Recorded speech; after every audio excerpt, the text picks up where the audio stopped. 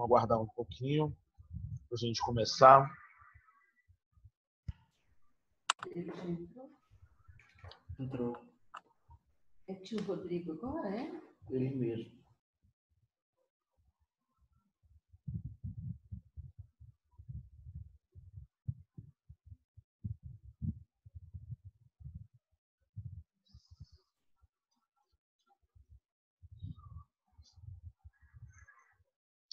Pessoal, bom dia para vocês. 7:01. Eu vou esperar o 7:02 para a gente começar, tá? Dar um tempinho para a galera acordar, para a galera ir chegando. Para a gente ir se situando, tá? Nós estamos começando na página 26, o finalzinho da 26, abaixo do quadro, tá? Nós vamos começar agora com povos hebreus. E aí, na página 27 e 28 de vocês. Eu vou expandir essa parte, tá? Mais do que o que vocês têm na apostila, que é o que a gente precisa em termos de conteúdo. Tá bom? Bom, já são 7:02. Eu queria começar, essa é a nossa primeira aula, né? Depois do ocorrido. Bom, eu queria começar essa sexta-feira, e eu vou fazer isso nas minhas aulas de hoje, fazendo uma oração com vocês. Cada um tem sua fé, cada um tem sua crença, cada um tem sua própria religião, né? E eu gostaria muito da gente, nesse momento de retomada, a gente refletir um pouco nesse começo de aula. Eu vou tomar a liberdade de puxar um Pai Nosso, cada um dentro da sua própria crença, né? Faça essa reflexão e vamos juntos para a gente retomar os trabalhos, tá? Então, Pai Nosso que estás no céu, santificado seja o vosso nome, venha a nós o vosso reino, seja feita a vossa vontade, assim na terra como no céu. O pão nosso de cada dia nos dai hoje, perdoai as nossas ofensas, assim como nós perdoamos a quem nos tem ofendido, e não nos deixeis cair em tentação, mas livrai-nos do mal. Amém. Que Deus conforte, né, o coração dessa família, né, colegas de vocês, conhecida, e Deus sabe o que é melhor para a gente, tá? Sei que é meio complexo tudo isso nesse momento, mas vamos retomando todas as nossas diretrizes em cima disso, ok? Bom, pessoal, então vamos lá, então? Vamos começar, tá? Trazer aqui para gente. Vamos começar a parte de civilização hebraica nesse momento. O pessoal vai chegando e vai se adaptando nisso aí, tá bom? Vamos lá, então. Falta a civilização hebraica para a gente fechar a parte de civilização da Antiguidade Oriental, tá? Eu acredito que eu consiga fechar nessa aula de hoje. E logo de cara, para você que faz suas anotações, já pode colocar aí, tá? Qual o principal legado cultural dos povos hebreus? O monoteísmo religioso, tá? Então, qual foi o grande legado, a grande herança cultural dos povos hebreus para a humanidade? A questão do monoteísmo religioso, ou seja, a crença no Deus único. Vocês devem ter percebido que nós estamos num processo, neste momento, de evolução religiosa, né? Saímos de povos politeístas, passamos pelo povo persa, um povo dualista, e agora chegamos ao primeiro povo monoteísta da história da humanidade.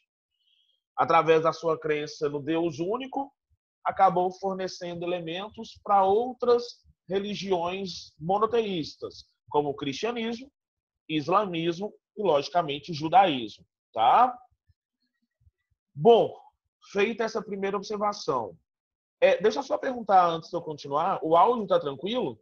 Me dá só um joinha para eu saber, porque da última aula estava muito ruim a internet. O áudio está chegando de boa?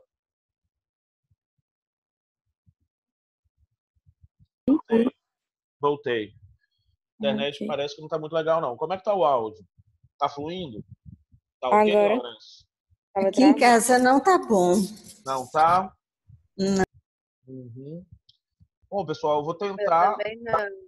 Isso, eu vou tentar ir levando. Se a gente não tiver condição de áudio, a gente vê alguma alternativa, tá? Dentro desse contexto. Vamos tentar voltar, vou tentar falar mais pausadamente para a gente tentar se organizar, né? Qualquer coisa eu tenho que mudar, eu vou para o celular. Bom, então vamos mais tranquilo para a gente não perder os principais aspectos. Um detalhe importante sobre a história do povo hebreu, tá? Muito da história, ou a história do povo hebraico, está ali no Antigo Testamento, tá? O texto bíblico. E o fato de boa parte da história do povo hebreu estar no Antigo Testamento faz com que parte da história hebraica seja baseada em fatos históricos, parte da história hebraica seja uma mescla de fatos imaginários. Entenderam ou travou nessa parte?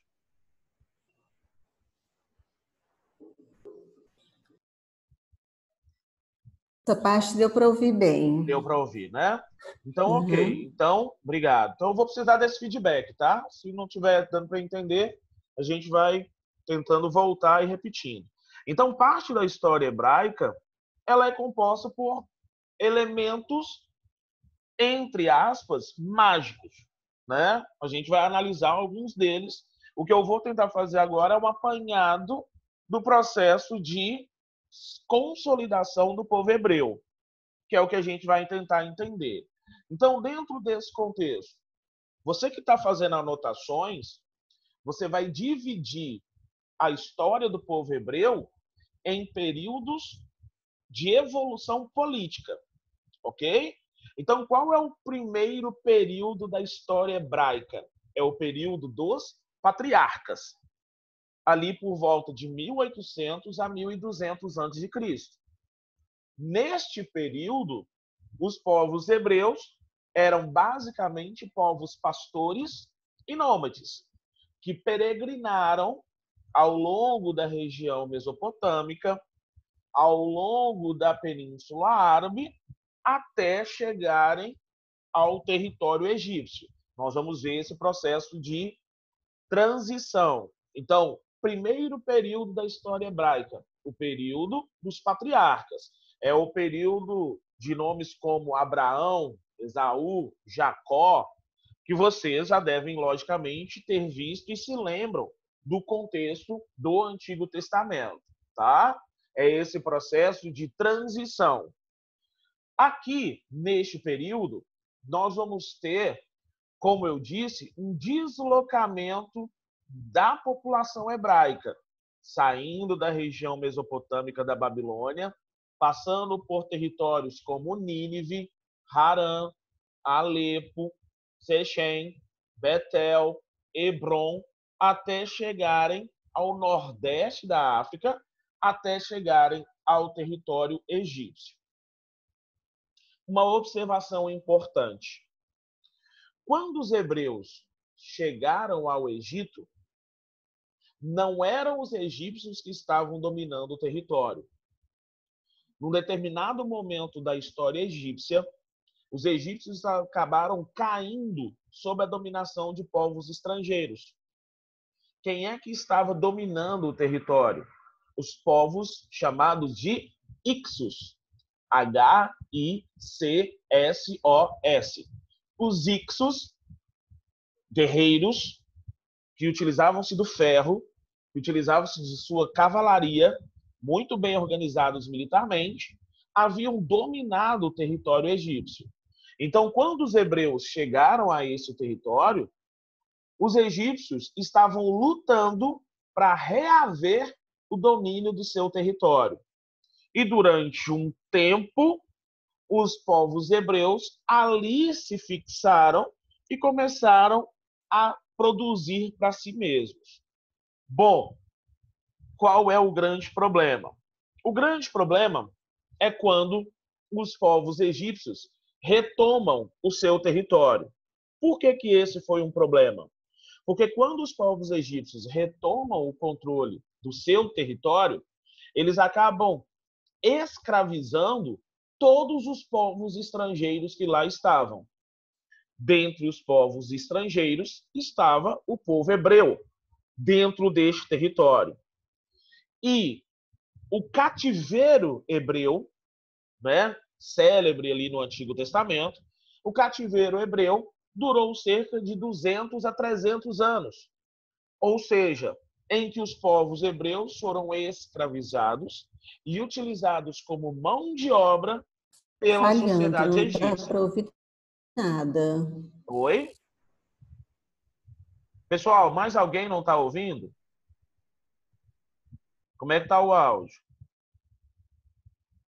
Tá Agora falhando. tá melhorando. Pois é, tá travando. Eu não tenho como mudar, né? Eu não tenho como daqui eu ajeitar isso, infelizmente. O que eu estou fazendo é gravando a aula. E aí eu vou tentar disponibilizar para vocês um pouco mais tarde. Mas agora não tem como eu resolver isso, tá? Eu estou gravando a aula aqui e aí depois eu disponibilizo ela de alguma forma para vocês. Porque o meu áudio aqui está indo normal para mim, né? Então depois, se realmente não conseguir pegar agora, aí depois vai ter que voltar para dar uma olhada na aula gravada, ok? Então vamos lá. Ok. Isso. Então vamos tentar, porque senão a gente fica parando também e aí nem a gravada vai conseguir acompanhar o raciocínio. Bom, então deixa eu só voltar um detalhe.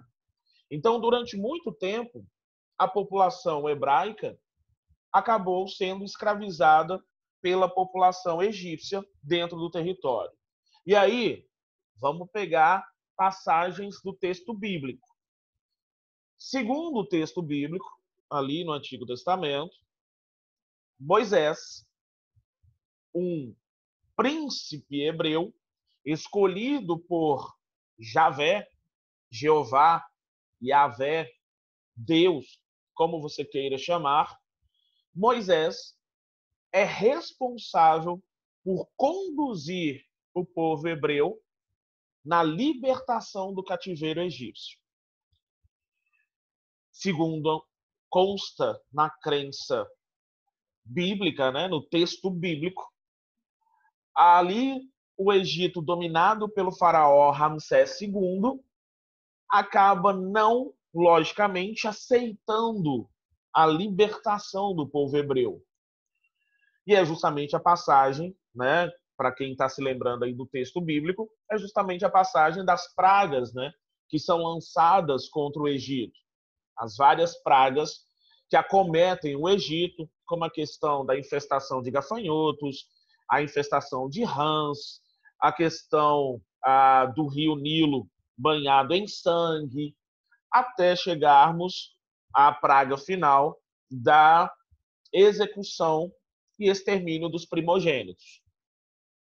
Todos aqueles que teriam feito pacto com Javé teriam que marcar a soleira da sua porta com o sangue de um cordeiro e ali teriam seus filhos primogênitos poupados.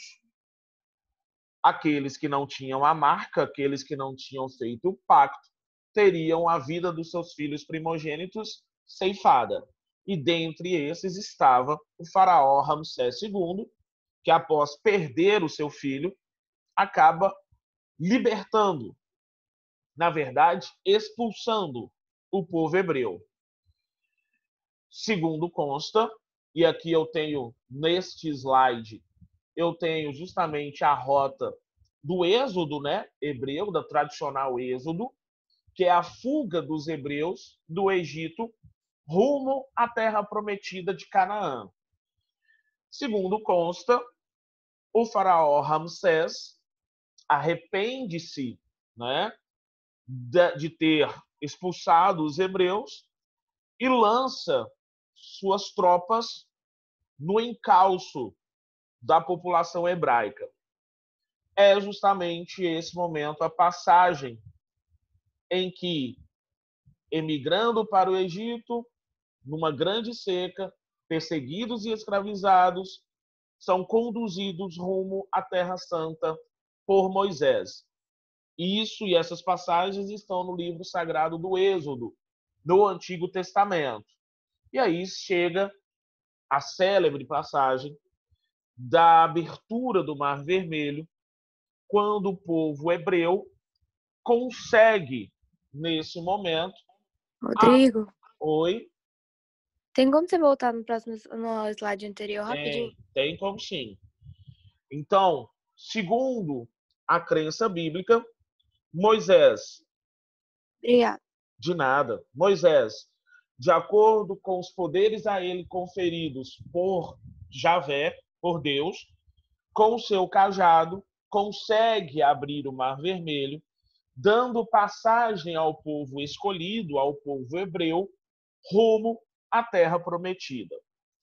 Segundo consta, os povos egípcios, no encalço dos hebreus, também começaram a travessia, só que ao chegarem aproximadamente à metade da travessia, quando o último hebreu havia conseguido concluir a travessia, Moisés fecha novamente o Mar Vermelho, submergindo as tropas de Ramsés II. Aqui uma observação, tá? Aqui uma observação científica. Pela questão científica, entende-se que os hebreus ultrapassaram ou fizeram a passagem num período muito ao amanhecer, num período de maré baixa, o que permitiu que os hebreus conseguissem atravessar o Mar Vermelho, e aí eu vou voltar no mapa aqui, conseguissem fazer essa travessia justamente no momento em que a maré estava baixa, e que os egípcios, as tropas de Ramsés, ao atravessarem o Mar Vermelho, fizeram isso na transição da maré baixa para a maré alta. E aí acabaram sendo submergidos. Né? Vamos lá de novo. Hoje está legal, não. Hoje está complexo. Vamos lá que hoje está complexo. Vamos indo e voltando. Então, o que eu estava falando é que, cientificamente, os egípcios, segundo consta, atravessaram no período de transição da maré, de virada da maré. E aí, quando eles estavam no meio da travessia, foi o período em que a maré virou, período de maré alta, e aí submergindo as tropas de Ramsés. Uma outra observação científica, tá? Estudos arqueológicos acabaram encontrando vestígios materiais de bigas. Todo mundo sabe o que é uma biga, né? Aquela carroça de 2 rodas, onde o indivíduo fica em pé, ok? Então, estudos científicos, arqueológicos, acabaram realmente encontrando vestígios de bigas datadas realmente do período que teria sido feita a travessia do Mar Vermelho, constada no Antigo Testamento. Então, existem vestígios materiais deste processo da travessia do Mar Vermelho. Um outro detalhe importante, tá? Geralmente me perguntam, professor, por que simplesmente ao atravessar o Mar Vermelho eles não seguiram pelo norte? É porque eles seguiram margeando justamente as áreas de oásis. Essa região mais centro-norte é a região desértica da Península do Sinai, né? Da Península Árabe. Então, eles acabaram margeando o território, buscando áreas onde pudessem descansar e, logicamente, ter água fresca para essa população. Eu gostaria de chamar a atenção para esse território que é ao sul no mapa, tá? Que a gente vai chegar agora. Então, aqui o território, né? O período do êxodo, né? A fuga do cativeiro egípcio rumo à Terra Prometida. Aqui imagens de um filme antigo. Vou ficar com a dica, tá? Na verdade, dessa vez não vai ser nem dica. Dessa vez eu vou precisar que você assista. ok? Que eu vou pedir uma atividade na semana que vem sobre o filme. Então, anota aí, tá? Assistam para mim Êxodo, Deuses e Reis. Vou repetir o nome do filme. O filme chama Êxodo, Deuses e Reis. É um filme recente, é a versão mais recente deste evento, né, da história da população hebraica. Se eu não me engano, é com Christian Bale. O Moisés é o Christian Bale que fez o Batman, né, nessa sequência mais recente. Então, Êxodo, Deuses e Reis, tá? Então, a gente tem aula só agora na quarta-feira. É isso, né? A gente tem aula na quarta-feira, dá tempo de você assistir, tá? Dá tempo de você assistir ainda. Então, Êxodo, Deuses e Reis, assistam para mim, por favor, que a gente vai fazer uma atividadezinha em relação ao filme, tá? Então, tá aí. Ok, Lourenço? Lourenço é meu termômetro, porque eu tô vendo o vídeo dele. Então, beleza, então. Fechou. Então, vamos seguindo. E aqui a gente chega num ponto importante. A população hebraica, conduzida por Moisés, chega aos pés do Monte Sinai.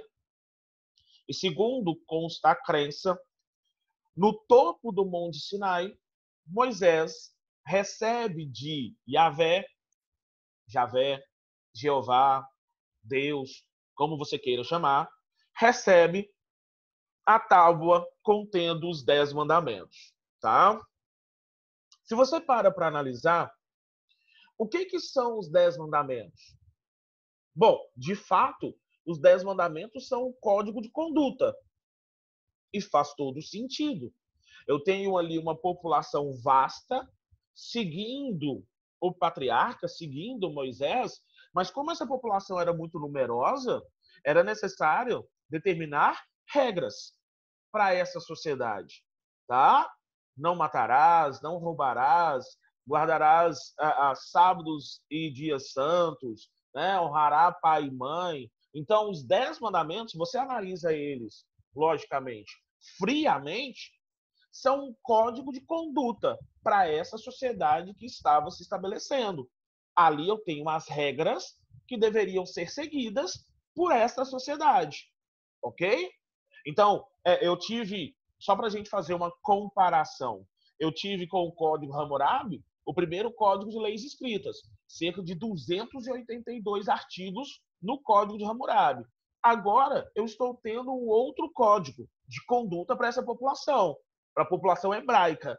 Um código mais simplificado, um código de 10 mandamentos que deveriam ser seguidos na intenção de manter a ordem e a unidade sobre esse povo. Simples assim. Tá? Então é importante você entender esses 10 mandamentos. Claro, tem toda a roupagem religiosa, segundo a crença, né?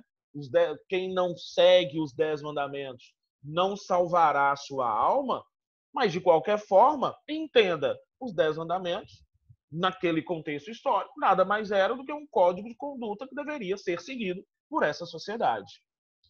E isso fazia muito sentido, porque após a morte de Moisés, essa sociedade acabou se dividindo.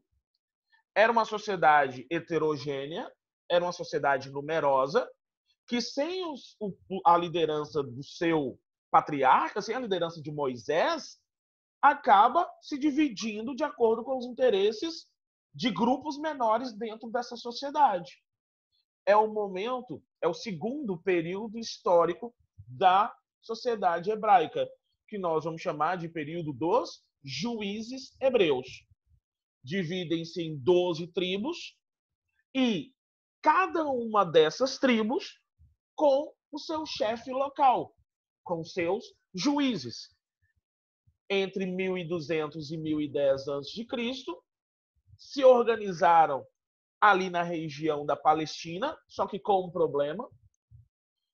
A região da Palestina, quando os hebreus chegam a este território, que segundo consta era a terra prometida, quando chegam à Palestina, ali já se encontravam outros povos. E aí começa uma disputa por território. Lutas constantes contra cananeus, filisteus e amoritas, além de outros povos que habitavam essa região. Então, dentro deste contexto, eu vou ter alguns chefes militares que vão se destacar.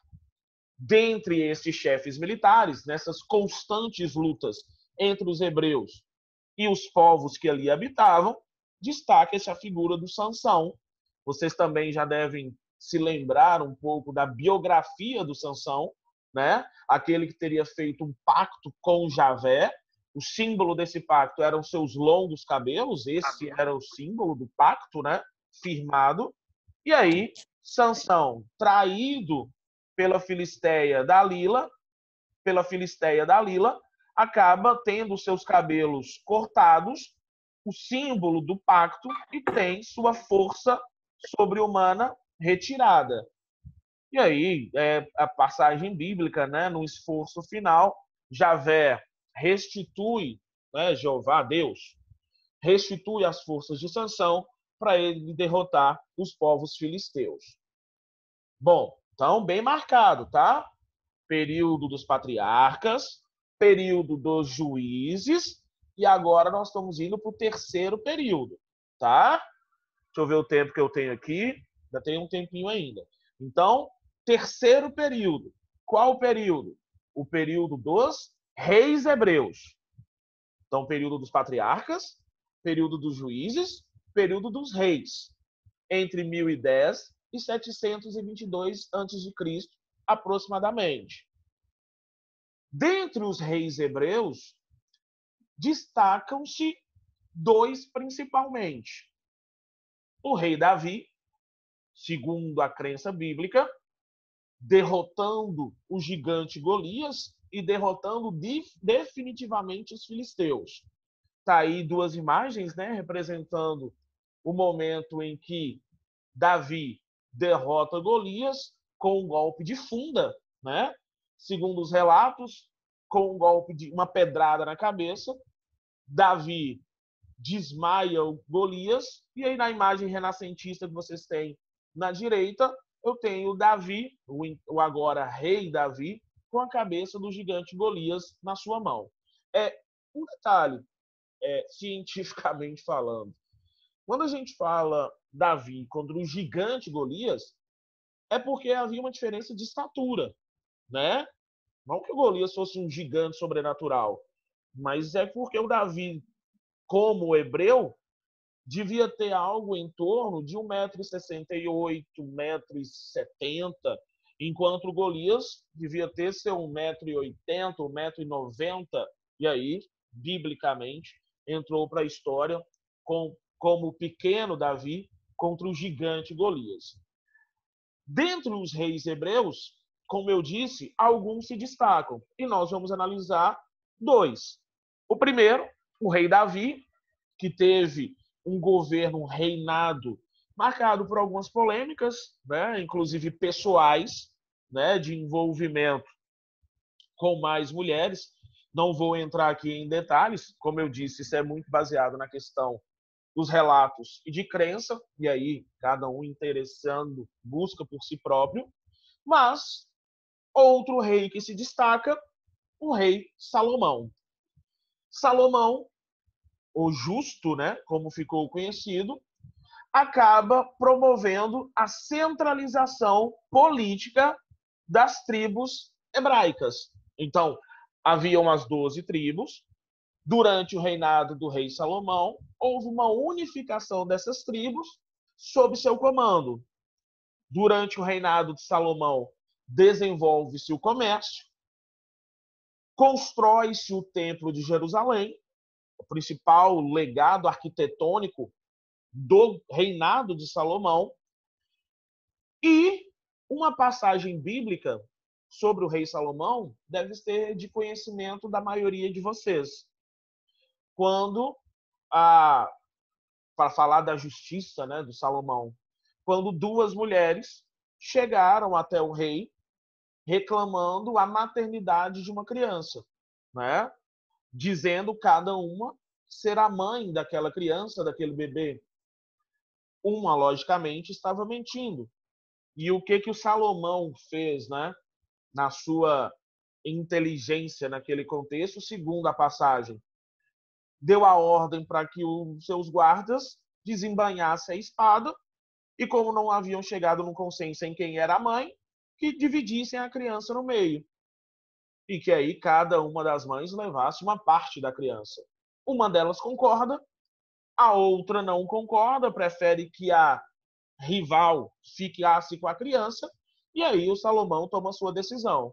Aquela que concordou com a divisão da criança é presa, acusada de falso testemunho, e aquela que abriu mão da criança em nome da outra, logicamente, foi entregue o bebê para ela, porque, logicamente, seria a mãe verdadeira que preferia ver o filho ir com a outra do que ver o seu filho sendo morto. Então, uma passagem, né, da história do rei Salomão, o justo. O fato é, após a morte de Salomão, essa sociedade ela começa um processo de divisão. Após a morte de Salomão, eu vou ter um aumento de uma carga tributária, o que vai gerar diversas revoltas e uma divisão do povo hebreu em dois reinos. É o período que nós chamamos de cisma hebraico. O que é cisma? Cisma, divisão. Então eu vou ter uma divisão do povo hebreu em dois reinos. O reino de Israel ao norte e o reino de Judá ao sul. O reino de Israel composto por 10 das 12 tribos originais. O reino de Judá composta por as outras 2 tribos. Não precisa, nesse momento, ser um grande entendedor de história para perceber que o reino de Judá ao sul vai dar origem a uma sociedade que nós chamamos de sociedade judaica. Os judeus tendo origem ali na porção sul da antiga área dominada pelos povos hebreus. Um outro aspecto importante. O reino de Israel, como vocês estão vendo no mapa, ele tinha uma saída direta para o mar Mediterrâneo. E por conta do comércio, o reino de Israel tinha contato com vários povos. Por que eu estou chamando a atenção para este detalhe? Justamente porque esse contato com vários povos fez com que a crença religiosa dos israelenses, neste momento da história, acabasse se diversificando. Ou seja, os povos do reino de Israel abandonaram o monoteísmo, enquanto os povos do reino de Judá mantiveram a crença firme em Javé, a crença no Deus único. Então eu tenho essa diferenciação de aspectos religiosos. Os povos do reino de Israel abandonaram o monoteísmo, sofrendo influência de diversos povos estrangeiros, enquanto os povos do reino de Judá mantiveram a sua crença. Uma outra observação. Como vocês se lembram, os povos, né, judeus, os povos israelenses, foram historicamente perseguidos. Na antiguidade, pelos romanos, esse território vai ser incorporado ao Império Romano. Durante a Idade Média vão ser perseguidos, durante a Idade Moderna, durante a Idade Contemporânea, com a questão do Hitler, por exemplo, e os nazistas, né? Então, assim, a história da comunidade judaica é uma história de perseguição ao longo do tempo, ao longo dos tempos, muito por sua crença, muito por sua base religiosa, diferente dos povos que conviveu. Eu gostaria de chamar a atenção, a gente está entrando na parte final, e eu gostaria de chamar a atenção para a página 28, tá? Página 28 da sua apostila. Olha lá. Do Egito, os hebreus conseguiram voltar para a Terra Prometida. Ao retomar, Vivenciaram vários conflitos com povos que ocupavam Canaã, como os filisteus e os cananeus. Para vencer esses povos, os hebreus iniciaram um processo de unificação política, pois até então estavam divididos em 12 tribos, passando a ser escolhidos os juízes que comandavam o exército e preservavam o monoteísmo. Por volta do ano 1000, os hebreus centralizaram seu poder político e adotaram uma monarquia possuindo sucessivamente 3 reis, Saul, Davi e Salomão. O último dos reis, Salomão, deixou o reino com várias dívidas, gerando cisma entre os hebreus. Das antigas 12 tribos, 10 formaram o reino de Israel e outras 2 formaram o reino de Judá. As tribos de Israel gradativamente desapareceram e não deixaram registros históricos. As tribos de Judá, ou os judeus, enfraqueceram-se e terminaram de novo colonizados e escravizados.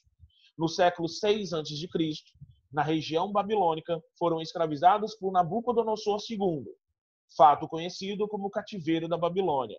Com o fim do Segundo Império Babilônico, os judeus conseguiram retomar a Terra Prometida, mas sucessivas invasões ocorreram na região, a qual acabou conquistada pelos romanos.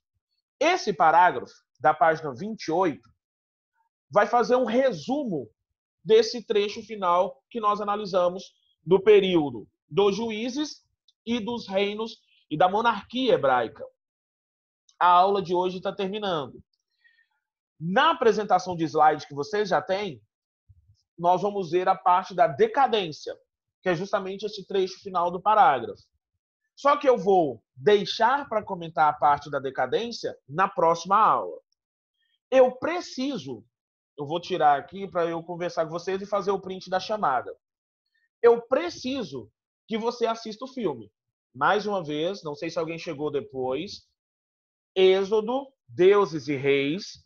Eu preciso que você assista o filme para a próxima aula de quarta-feira, ok? Porque eu vou fazer o fechamento da história da sociedade hebraica e vou, com o filme, passar a próxima atividade para você, tá? Então, eu estou vendo que tem uma galera que não estava na live. A live deu só uma página hoje, né? Geralmente são 2, porque a turma geralmente são 2 páginas de live. Então, avisa para mim, por favor, para a galera que não esteve presente, que para a próxima aula já é para ter assistido o filme Êxodo, Deuses e Reis. Se tem no Netflix, eu não sei se tem no Netflix, tá, Eduardo? Eu não sei se tem no Netflix. Eu sei que no YouTube eu acho que tinha, tá? Não sei se tem no Netflix, confesso. Mas vão ser, hoje é sexta, sábado, domingo, segunda, terça. Tem 5 dias para se organizar e providenciar, ok? Bom, pessoal, já fiz o print da tela, já fiz a chamada. Já estamos entrando no minuto final. Um abraço para vocês, tudo de bom, bom final de semana. Fui!